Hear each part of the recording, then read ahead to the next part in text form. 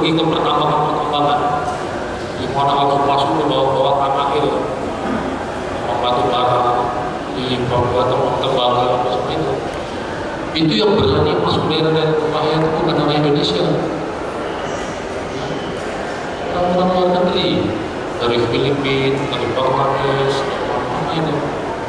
Kerjaannya bahaya, gajinya besar. Orang Indonesia nggak berani. Karena tidak karakter pejuang, kan? Jadi inilah kadang-kadang ya, di dalam buku siapa sendiri 4Q akan membimbing kita menuju karakter development. Karakter yang bagaimana? Konsisten, amanah, respect, asertif, kooperatif, telaten, empati, dan religius. Ya, kalau konsisten kan jelas tadi saya sudah kasih contohnya. Kalau amanah juga tentunya sudah sering kita dengar, kita bisa dipercaya gitu. Respect, menghargai tidak hanya atasan, karena kita hormat, kita terlalu hormat dengan atasan, tapi ke anak buah tekan, ya. Sehingga anak buah itu kalau kebiasaan orang kita anak buah itu hanya sambil buka atasan, karena takut, awalnya takut, bukan saling menghargai, itu susah aja. Asertif, mungkin agak jarang digunakan orang. Asertif itu artinya tidak mudah menyerah, tidak mudah patah hati. Kalau seseorang punya usulan, punya proposal, kemudian proposal ditolak, dia langsung patah hati. Nah, itu bos kalau saya ngomong nggak dengar. Padahal itu proposal kurang bagus. Orang yang asertif itu apabila proposal ditolak, dia akan minta klarifikasi. Kekurangannya di mana Pak? Apa yang harus saya perbaiki? Oh harus begini, oke saya perbaiki. Minggu depan maju lagi, ini Pak sudah saya perbaiki. Asertif. Nah, orang Indonesia jarang begitu. Kenapa? Saya 30 tahun lebih kerja di perusahaan asing, jauh dengan lingkungan budaya asing. Nah itu terkait kelemahan orang Indonesia itu begitu, kan? Kurang asertif. Dalam pemimpin juga begitu.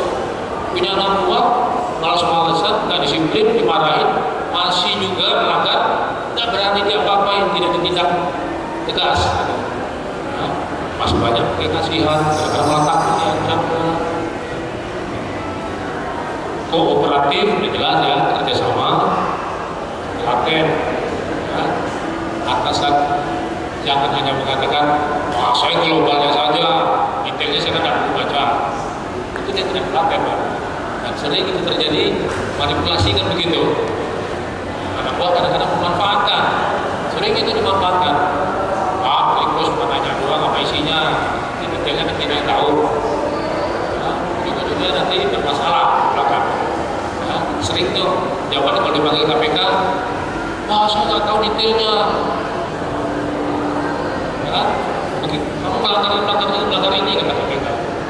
Wah saya tahu globalnya, saya nggak baca detailnya, apa saya baca. Akhirnya kayak gitu ya. Harus praktek. Nah tadi empati kita sudah bicara banyak. Ya, empati itu penting. Empati ada dua yang harus diperhatikan. Kita harus mendengar jalan pikirannya, menyimak ya, menyimak jalan pikirannya dan menyimak perasaannya. Ya, jadi bukan hanya perasaan saja, kalau bukan hanya pikiran saja, menyimak jalan pikirannya dari mana? Dari kata-katanya. Dia mengatakan saya sakit, atau dia mengatakan saya dituduh mencuri. Kata-katanya itu adalah jalan pikirannya. Kemudian perasaannya dari mana? Dari mana kita tahu perasaan orang? Ketika orang kata bercerita sesuatu, mengeluh sesuatu, dalam pikirannya dari kata-katanya. Perasaannya dari mana kita tahu? Dari bahasa tubuh. Penting sekali bahasa tubuh. Karena itu para psikologi mengatakan dalam berkomunikasi atau istilahnya berinteraksi. Interaksi itu kan komunikasi Pak. Dalam berinteraksi 50% dari makna total interaksi itu ditentukan oleh bahasa tubuh. 35% ditentukan oleh nada suara, ritmiknya. Hanya 15% yang ditentukan oleh kata-kata. Ya. Walaupun kata-katanya mengatakan silahkan pergi, tetapi kalau nadanya silahkan pergi, jauh bedanya kan. Kata yang sama silahkan pergi silakan pergi. Apalagi dengan mata yang melotot, silakan pergi.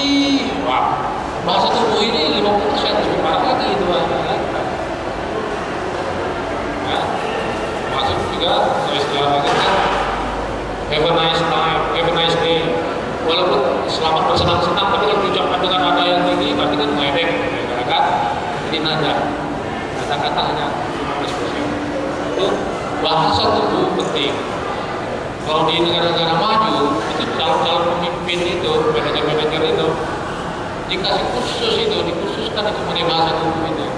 Di Jakarta juga ada kan, di iklan-iklan itu, body language, ya, body language course. Dapat kemudian yang menyelenggarakan itu, bintang film itu kan. Nah, ada khususnya saya baca di ya, jadi bahasa tubuh penting. Jadi mulai dari sekarang biasakan itu melihat bahasa tubuh orang. Ya, ada orang yang ketawa, tapi ketawa itu kadang-kadang ketawa sinis, gitu kan? Nah, itu bahasa tubuh kan. Jadi ketawa terus itu bukan gembira, dia sinis, ngeledek, ya, ngeledek kan. Kemudian karena ini karakter, sebetulnya kooperatif ini saya lebih suka menggunakan istilah sinergi, tapi karena tidak ada S, kooperatif di sini maksudnya bersinergi. Ya, sinergi itu lebih erat katanya itu kerjasamanya. Ya, karena sinergi itu kan dari dua kata sebetulnya. Bahasa Inggris ini kalau kamus-kamus yang lama sudah ada sinergi, kamus yang lama. Karena ini baru, bahasa Inggris yang baru digabungkan dari synchronize energy. Energi yang disinkronisasikan. Synchronize energy menjadi sinergi. Ini di kamus ya tadi ini religius. Ini arti adalah dia harus menjalankan ibadahnya dan perilakunya sesuai ibadah yang dia jalankan. Oke, ada komentar, ada pertanyaan? Diskusi tadi.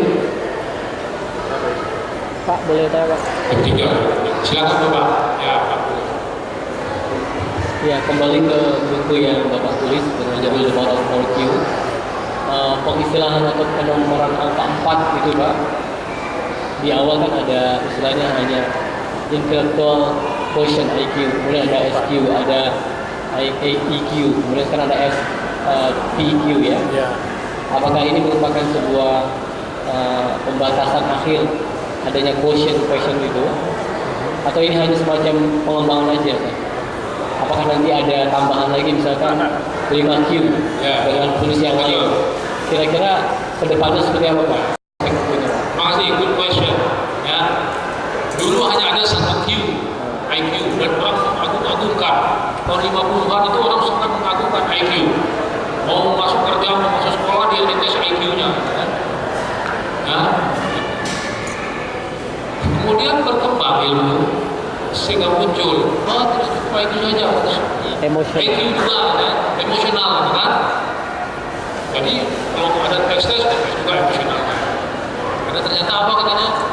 Orang-orang yang berhasil bukan hanya IQ-nya yang tinggi, kan? Tapi juga harus IQ-nya tinggi. Tapi kemudian tidak hanya emosional dan intelektual saja, berkembang lagi pemikiran. Emosional sudah bagus, intelektual sudah bagus, tapi kok masih korupsi? Nah, kira-kira gitu ya. Spiritualnya kurang, ya kan? Muncul lagi spiritual question. Nah, intelektualnya hebat, dia pintar, jago, emosinya terkendali, tapi bohongnya banyak, ya. Spiritualnya kurang. Kemudian saya mencoba mempelajari, saya pikir ada satu hal yang harus saya tambahkan. Phishing ini harus juga dibicarakan. Kenapa? Kita kan Ustaz sering cerita apa gitu kan. Ada seorang pemuda dipanggil oleh orang kaya, jagoan kaya, suruh bunuh perempuan cantik. Karena cintanya ditolak, sakit hati, mau bunuh itu perempuan itu kan. Memang dia takut. Pak, ada kan bunuh orang kan. Udah lagi nih, kita duduk dulu makan-makan, minum-minum. Dikasihnya lah minuman-minum alkohol. Sampai mabuk ini. Begitu mabuk, kau bunuh di sana tuh. Apa yang dia lakukan? Bukan hanya membunuh, diperkosa dulu. Jadi kalau fisiknya sudah tidak normal, karena fisiknya sudah diisi dengan alkohol, bukan hanya bunuh, diperkosanya dulu baru dibunuh. Begitu kejamnya, begitu dasarnya akibat dari rusaknya hal yang tidak dijaganya fisik itu. Nah sekarang yang sampai kriminal kan rokok. Ada orang yang ada aku tidak apa-apa. Kakek saya umur 90 tahun merokok, ya kan? Sampai umur 90 masih merokok, banyak umurnya, kan? Ya, apa, ya kan? Karena dokter mengatakan kalau dia tidak merokok, umurnya mungkin umurnya di tangan Tuhan. Kalau tangan Tuhan itu umur sampai 90 tahun, kalau dia tidak merokok, dia akan hidup lebih happy, lebih bahagia. Dia tidak batuk-batuk, tidak keluar duit belum dari ke dokter, ya, dan punya lebih terawat, paru-parunya lebih terawat. Dia panjang umur sampai 90 tahun, tapi ya tahun-tahun 20 tahun terakhir pulang balik ke dokter, paru-paru sakit ini gitu kan.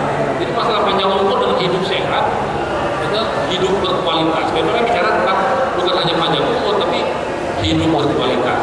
Soal umur Tuhan yang tahu. Nah, merokok ini ada mengatakan haram, tapi ada mengatakan makruh. Ya. Yang harus kita perhatikan adalah physical poison, pencerahan fisik. Apakah merokok ini merusak atau tidak ke fisik kita? Bagian dari physical poison ini. Ya, kenapa begitu banyak orang yang menzolimi dirinya sendiri? Di kotak-kotak ditulis merokok merusak paru-paru, bahkan janin sampai kita perempuan kan, tapi masih dilakukan. Nanti orang masih perlu banyak bicara tentang fisiknya. Ya. Bahkan ada ulama yang mengatakan orang yang merokok dosanya besar. Karena apa? Dia telah melakukan bunuh diri secara perlahan-lahan. Ya. Karena orang yang merokok itu kan penyakit, penyakit itu masuknya penyakit ketubuhan, dia bunuh diri. Matinya perlahan-lahan, berarti bunuh diri secara perlahan-lahan. Nah, bunuh diri itu dosanya besar. Jadi orang merokok itu dosanya besar. Ya. Tapi ada juga ulama, siapa nonton di televisi, membela. Tidak apa, saya merokok malah lebih sehat, malah lebih kuat saya sama istri saya. Begitu di TV, ulama. Benar. Lihat nonton beberapa program yang lalu. Benar. Ya, mungkin dia punya saham kali di program-programnya. Kan? Oke, jadi itu kira-kira jawaban yang kedua. Ada kemungkinan nanti ilmu terus berkembang. Ada lagi yang kira-kira apa? Mungkin 5 kilo kelima. Social quotient. Social quotient. Pernah saya ditanya, Pak, apa itu Pak social quotient? Pernah saya ditanya juga. Saya katakan kalau dibaca buku itu, maka akan kelihatan ada poin di dalam buku itu social awareness. Kesadaran masyarakat itu ada, sudah termasuk dalam poin salah satu di antara waktu itu. Jadi social quotient itu tidak berdiri sendiri, tapi bagian dari karakter. Bagian dari salah satu waktu itu. Ya, jadi ada di situ gabungannya adalah personal awareness, kesadaran dengan diri sendiri, di mana kelemahan kita, di mana kelebihan kita, kekuatan kita, kekurangan kita. Ya, personal awareness. Dan social awareness. Kemudian self discipline and self control. Bagaimana kita mengontrol diri sendiri. Poin-poinnya ada di buku.